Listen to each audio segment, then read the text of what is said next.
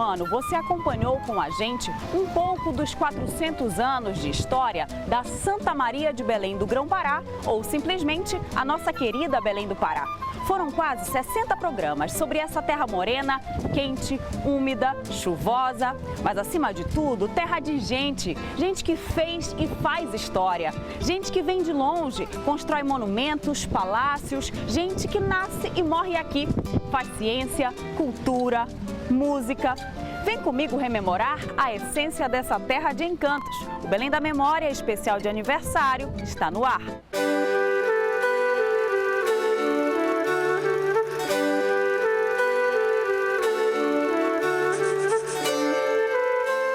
Nosso passeio pelo tempo não poderia começar de forma diferente. Rua Siqueira Mendes, a primeira de Belém, batizada pelos colonizadores de Rua Norte, hoje faz uma homenagem ao ex-presidente da província, o sacerdote Manuel José de Siqueira Mendes.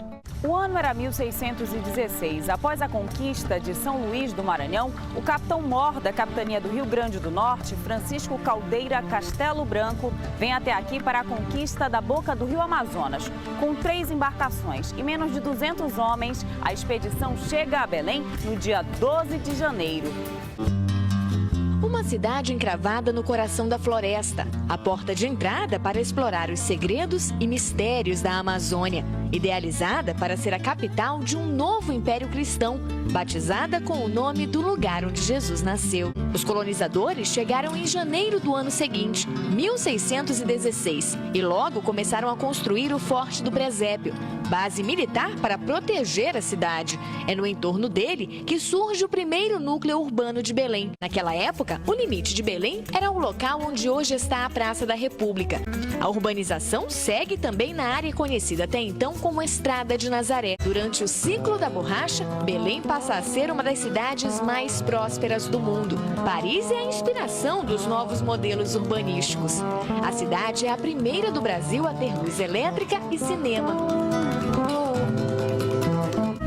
Com a decadência da economia da borracha em 1930, a elite perde força e Belém tem seu primeiro governo populista. O interventor Magalhães Barata assumiu o cargo disposto a renovar os costumes políticos e administrativos da época. No início do século XX, o cenário da cidade sofre mudanças radicais. A cidade começa a se verticalizar com a reurbanização daquela região da Doca de Souza Franco. Então, ali que passou a ser uma área muito valorizada da cidade. Ao longo destes quase 4 séculos de história, o que terá acontecido com aquele sonho que os portugueses tiveram antes de chegar aqui? Nós não podemos dizer que Belém realizou esse sonho. Acho que tem alguns lampejos, né? Talvez o Círio de Nazaré seja assim uma recordação um pouco desse sonho.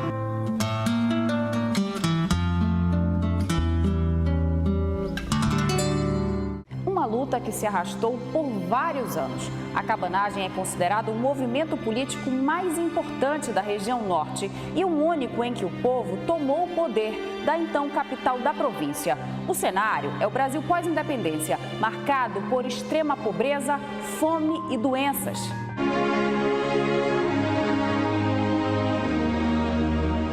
7 de janeiro de 1835, inicia a revolta. Belém é conquistada pelos cabanos e no dia seguinte um novo presidente assume o poder da província do Grão-Pará. Foi uma situação muito sangrenta, né? Bombardeios, as esquadras não só brasileiras como francesas, portuguesas bombardeando a cidade. Um dos fatos mais importantes do movimento da cabanagem é revivido em longa-metragem produzido e encenado por professores e alunos de uma escola pública de Belém.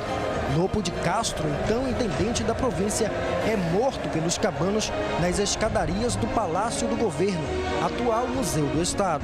Índios, negros, mestiços, comerciantes e fazendeiros se uniram contra o governo regencial. O objetivo principal era conquistar a independência da província. Os governos centrais, os de Belém e depois também os do Rio de Janeiro e antes deles o de Portugal, não olhavam para a região com o devido cuidado. Na cidade, o maior levante popular contra o regime político-administrativo da época deixou poucas memórias físicas, como ruas e monumentos.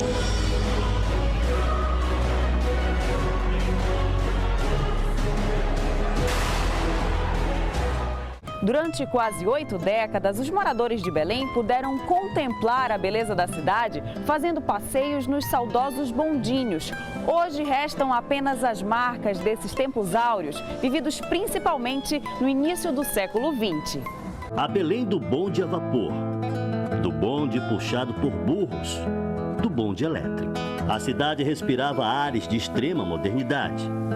Naquele tempo havia grande circulação de riquezas, de comércio aquecido e de visitantes de outros países. E por isso era necessário melhorar a mobilidade das pessoas, antes sujeitas à lentidão, ao desconforto e ao saculejo das charretes. Até que em 1869, Camilo José do Vale Guimarães, o intendente de Belém, encontra uma solução para o problema. Definitivamente, Belém se transformou na cidade dos bondes. Olhando essas imagens, dá para imaginar o quanto essas pessoas ficavam deslumbradas com a inovação, com a oportunidade de poder viajar de um ponto a outro da cidade, levadas pelos saudosos bondinhos. Ah, se eu pudesse! Claro que eu posso! Eu estou ao lado de uma autêntica réplica de um bondinho que está em exposição aqui em Belém. Na época, para viajar num equipamento como esse, era preciso desembolsar muito dinheiro, cerca de R$400. Essa pequena moedinha, também conhecida como boró. Feito isso, era só contemplar a paisagem da Belém da Belle Époque e fazer uma boa viagem. Mas tinha antes que dar um comando. Era mais ou menos assim. Por favor, senhor motorneiro, pode tocar o bonde. A Paraelétrica, empresa fornecedora de energia, entrou em colapso e não suportou mais o funcionamento dos bondinhos, que consumiam bastante. Eles foram sendo gradativamente retirados de circulação, principalmente pelo advento do automóvel. Aos poucos, os veículos foram invadindo Belém, assim como os carros de aluguel. Era a vez dos automóveis movidos a gasolina e diesel. Mas esta é uma outra página da nossa história. Um passeio pela história do Brasil que tem como pano de fundo um dos mais belos monumentos arquitetônicos do país, o Teatro da Paz, que está prestes a completar 138 anos de fundação. Erguida no século XIX, a obra imponente encanta o público e é orgulho para os paraenses. Uma joia se destaca em meio ao verde da Praça da República, no coração de Belém. A grandiosidade veio de uma ideia audaciosa no século XIX, ciclo da borracha. Pintura, decoração e outros detalhes explicam por que visitar a primeira casa de espetáculos construída na Amazônia é um passeio pela história do Brasil. Inspirado no Teatro Scala de Milão, na Itália, com o projeto arquitetônico do engenheiro militar José Magalhães, o teatro traz no nome a expectativa pelo término da Guerra do Paraguai, entre 1864 e 1870, e traz no passado, registrado em pesquisas, os conflitos que cercaram a construção. Os nobres que circulavam por aqui não se contentavam somente com o privilégio dos melhores lugares, pediam mais riqueza. Em 1887 veio a primeira reforma. O pintor Domênico de Ângeles é contratado. O trabalho é eclético, segue a influência de vários estilos. No teto se observam anjinhos do barroco. O verismo italiano também é destaque nas formas realistas das mulheres. Entre 1904 e 1905, a fachada foi redesenhada. O estilo neoclássico foi mantido, mas nessa reforma, uma correção para seguir a paridade característica do modelo neoclássico chamou a atenção. Onde hoje vemos 6 colunas, havia mais uma, que foi retirada. O Teatro da Paz foi tombado pelo Patrimônio Histórico e Artístico Nacional em 1963.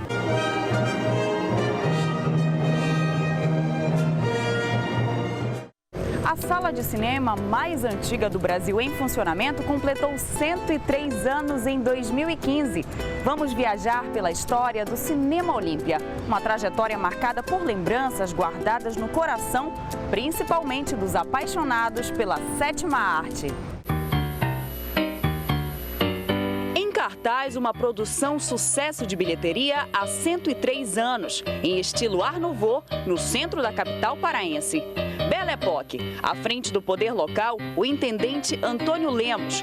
Momento propício para investir em monumentos inspirados na Europa. Era um programa vir no Cinema Olímpia bem vestido, com a melhor roupa, com o melhor chapéu, com o melhor terno. O importante era ver e ser visto, né?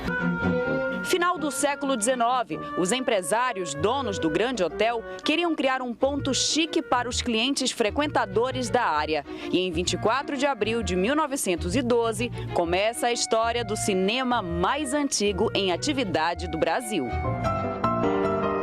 Vendido 2 vezes, o cinema chega às mãos do exibidor cearense Luiz Severiano Ribeiro em 1946. Depois de tentar investir em outras salas sem sucesso, Severiano Ribeiro reforma o Olímpia. O espaço ganha então poltronas estofadas e ar-condicionado e passa a ser sinônimo de novidade, paixão, relíquia, patrimônio tombado que, como todo bom filme, pode ser visto e revisto sem que o espectador perca a emoção da primeira vez. É como se um passado da gente estivesse ali aprisionado, perpetuado.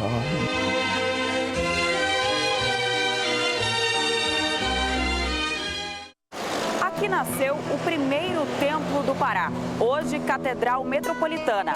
A igreja-mãe do catolicismo em Belém surgiu no interior do Forte do Presépio no mesmo ano em que a cidade foi fundada.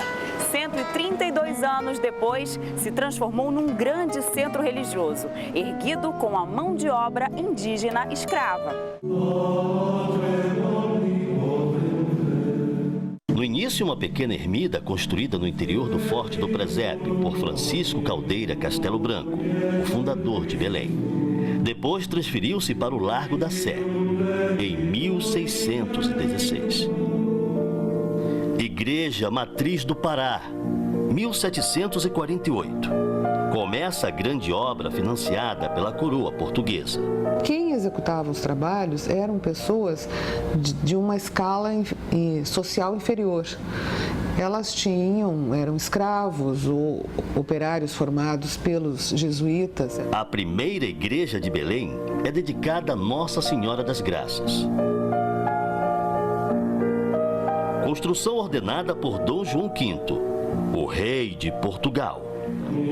Para se chegar a tamanha grandiosidade e robustez, a obra sofreu inúmeras interrupções. Antônio Landi, arquiteto italiano, deu à Catedral Sé a Capela Mor, com seus anexos, sacristia e sala pontifícia.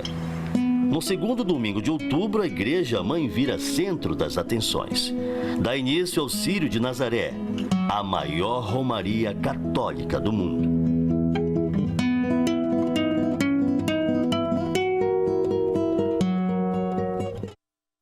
O Estádio Olímpico jornalista Edgar Augusto Proença logo vai ganhar um ginásio poliesportivo. Mas até chegar este momento, o Mangueirão percorreu um longo caminho. Foram mais de 30 anos até a conclusão da obra. O Belém da Memória conta agora como foi essa trajetória até se tornar o estádio com o maior público na América Latina. Imponente, grandioso, espetacular. É realmente uma coisa que emociona, que arrepia. A extensão da vida de muita gente. É minha segunda casa, né? Como se cuidasse do filho. Um presente para a cidade das Mangueiras. Filho de 40 anos que já deu aos pais muitas alegrias e continua dando.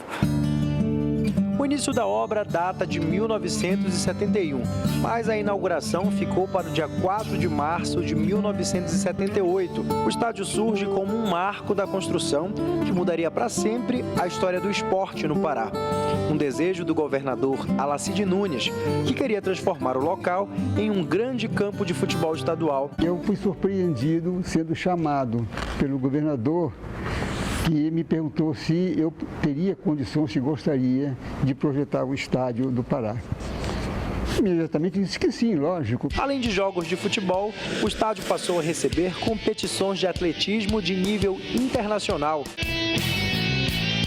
Mangueirão, a casa da memória do futebol e do atletismo, que em pouco tempo vai ganhar um filho, o Mangueirinho, um ginásio poliesportivo que fica na área do Complexo do Mangueirão.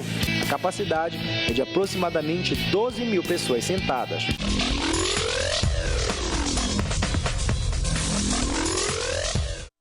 Mais do que espaços de lazer, as belas praças da República e Batista Campos são referências históricas bem no centro da cidade. Monumentos que guardam muitas curiosidades. Você sabia que a Praça da República já foi um cemitério de escravos? E que a Praça Batista Campos era chamada de Praça Sergipe em homenagem à nova província? Histórias que você acompanha agora. Recantos Verdes, beleza e memória. República e Batista Campos. Natureza e monumentos bem no centro de Belém nos remetem a um passado rico e repleto de curiosidades. O monumento que remete ao nome da praça tem detalhes importantes que contam mais sobre a República. Inaugurado em 15 de novembro de 1897, em mármore Carrara, 20 metros de altura, a estátua é de uma mulher, Marianne, símbolo da Revolução Francesa.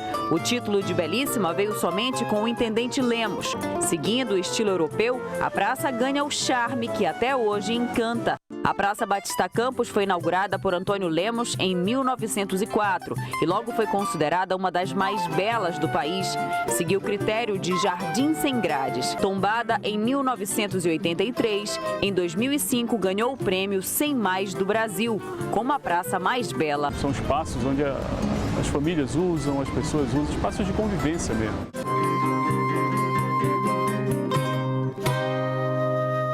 Uma história que nasce à beira da Baía do Guajará. Vamos fazer um passeio pela área portuária da capital paraense, onde foi construído há mais de 100 anos o primeiro porto da cidade e que há 15 abriga um dos principais atrativos turísticos e culturais do país, a Estação das Docas. Uma janela para a Baía do Guajará. Porta para a grandiosidade da Amazônia. Em cada detalhe, um pouco da atividade portuária de Belém. Guindastes, a estrutura metálica, tudo lembra a história escrita pelos rios, que começa com a fundação de Belém em 1616. O primeiro porto surgiu como um simples ancoradouro perto do Fortim do Presépio.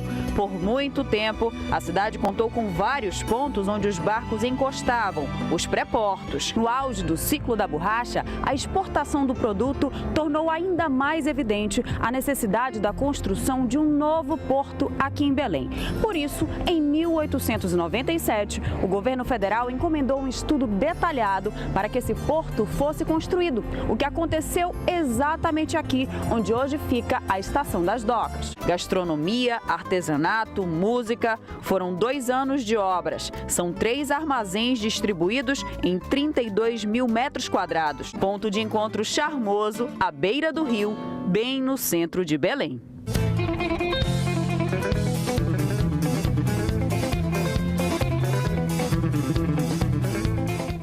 Política, arquitetura e arte. A seguir, nós vamos falar dos personagens que deixaram seus nomes escritos na história de Belém.